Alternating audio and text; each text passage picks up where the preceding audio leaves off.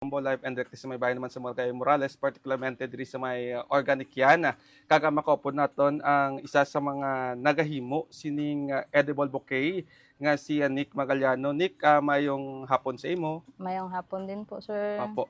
Pwede mo ma-explicar sa amon ano ang komposisyon sining inyo yang medyo somehow trending sa social media nga edible bouquet? Ano ang mga komposisyon sining Nick? Yes po.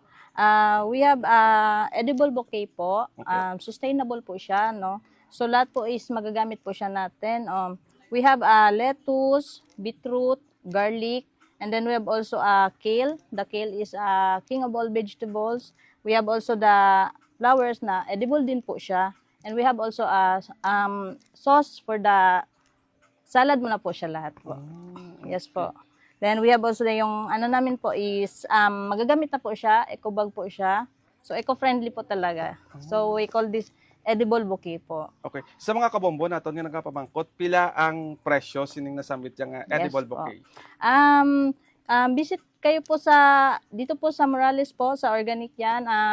Nagbebenta po kami nito is 999 po. Pwede pang gifts po, birthday, Valentine's, katulad po ngayon, Valentine's po. So, 999 lang po.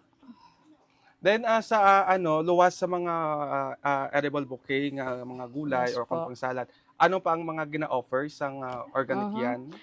Meron kami, sir, mga from table to, po kami, sir, farm to table po kami. So, we have salads, booster, immuno booster po, meron din po kaming mga pang pasalubong natin po, mga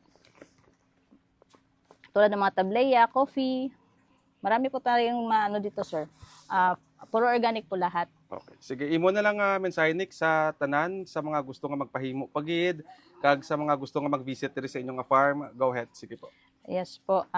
So sa tanan nga gusto na healthy ang life, visit lang po kayo lahat dito sa Organic Yan Urban Farm po here at Morales, Block 1, Reyes Block 1 po. Okay, with that, Thank you. madamong kasalamat ni kag mayong hapon sa imo. Thank you po.